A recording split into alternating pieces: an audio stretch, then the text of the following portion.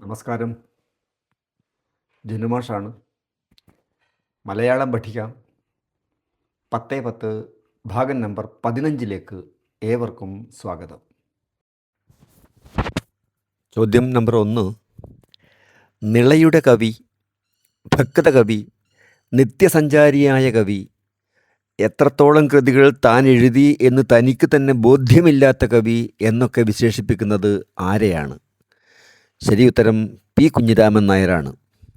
പ്രത്യേകം ഓർമ്മിക്കണം, നിളയുടെ കവി എന്നറിയപ്പെടുന്നത് പി കുഞ്ഞിരാമൻ നായരാണ്. നിളയുടെ കാഥികൻ എന്നറിയപ്പെടുന്നത് MT വാസുദേവൻ നായരാണ്. നമസ്കാരം ഭൂതധാത്രി, തായേ പോയി വരട്ടെ ഞാൻ, ഭൂഗോളമുറിതൻ താക്കോൽ തിരിച്ചേൽപ്പിച്ചിടുന്നു ഞാൻ.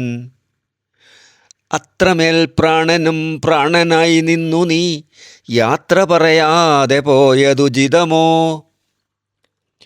ക്ഷേത്രം ഭരിപ്പുകാരായ പെരിച്ചാഴികൾ കൂട്ടമായി മാന്തിപ്പൊളിക്കയായി സ്വർണ്ണ നിക്ഷേപത്തിൻ്റെ കല്ലറ. ബോധമില്ലാതെ കിടക്കും അവസ്ഥയ്ക്ക് മീതയായി ഘോര വിപത്തെന്തു ഭൂമിയിൽ, തുടങ്ങിയ വരികളൊക്കെ പി കുഞ്ഞിരാമൻ നായരുടേതാണ് എന്ന് ഓർമ്മിക്കുമല്ലോ. ചോദ്യം 2. കവിയുടെ കാൽപ്പാടുകൾ, എന്നെ തിരയുന്ന ഞാൻ, നിത്യകന്യകയെ തേടി എന്നീ കവിത തുളുമ്പുന്ന ഗദ്യകൃതികൾ ഏത് സാഹിത്യ വിഭാഗത്തിൽപ്പെടുന്നു? ശരി ഉത്തരം ആത്മകഥ ആണ്. ചോദ്യം 3. ഇവൻ മേഘരൂപൻ പിയെക്കുറിച്ചുള്ള സിനിമയാണ്. പിയുടെ ഏത് കൃതിയാണ് സിനിമയായത്? ശരി ഉത്തരം കളിയച്ഛൻ ആണ്. കളിയച്ഛൻ സിനിമ സംവിധാനം ചെയ്തത് ഫാറൂഖ് അബ്ദുൾ റഹ്മാനാണ്. ഇവൻ മേഘരൂപൻ പി ബാലചന്ദ്രനാണ് സംവിധാനം ചെയ്തത്. അന്തിത്തിരി പ്രത്യേകം ശ്രദ്ധിക്കണം, അതേ പേരിൽ ഒരു കവിതാ സമാഹാരം ഇടശ്ശേരിക്കുമുണ്ട്. ചോദ്യം 4. കേശാദിപാദം കവിയായി കാഞ്ഞങ്ങാട്ടു പിറന്നവൻ എന്ന് പി കുഞ്ഞിരാമൻ നായരെ വിശേഷിപ്പിച്ചതാര്? ഉത്തരം അക്കിത്തമാണ്. അക്കിത്തം അച്യുതൻ നമ്പൂതിരി. പിയെപ്പറ്റി പറയാത്ത കവികളില്ല. കാസർഗോഡ് ജില്ലയിൽ കാഞ്ഞങ്ങാടാണ് പിയുടെ സ്മാരകമുള്ളത്. പാലക്കാട് ജില്ലയിലുള്ള കൊല്ലങ്കോട്ടും പിയുടെ ഒരു സ്മാരകമുണ്ട്. മഹാകവി പിയുടെ കൈപ്പടയിലുള്ള ഈ കുറിപ്പ് പാലക്കാട് ലക്കിടിയിലുള്ള നമ്പ്യാർ സ്മാരകത്തിൽ സൂക്ഷിക്കപ്പെട്ടിട്ടുള്ളതാണ്. ചോദ്യം നമ്പർ 5. മലയാള കവിതയിൽ കാൽപ്പനിക വിപ്ലവം കൊണ്ടുവന്ന ഇടപ്പള്ളി കവികളിൽ ഒരാൾ രാഘവൻ പിള്ളയാണ്. മറ്റേയാൾ ആര്? ശരി ഉത്തരം ചങ്ങമ്പുഴ കൃഷ്ണപിള്ള ആണ്.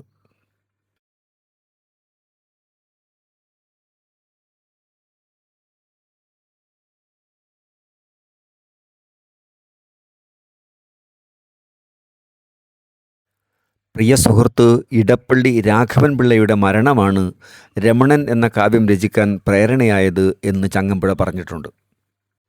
കപടലോകത്തിലാത്മാർത്ഥമായൊരു ഹൃദയമുണ്ടായതാണൻ പരാജയം എന്ന വരികൾ ഏത് കൃതിയിലാണ് എന്നതാണ് 7ാമത്തെ ചോദ്യം. ഇതിൻ്റെ ശരിയുത്തരം രമണൻ ആണ്.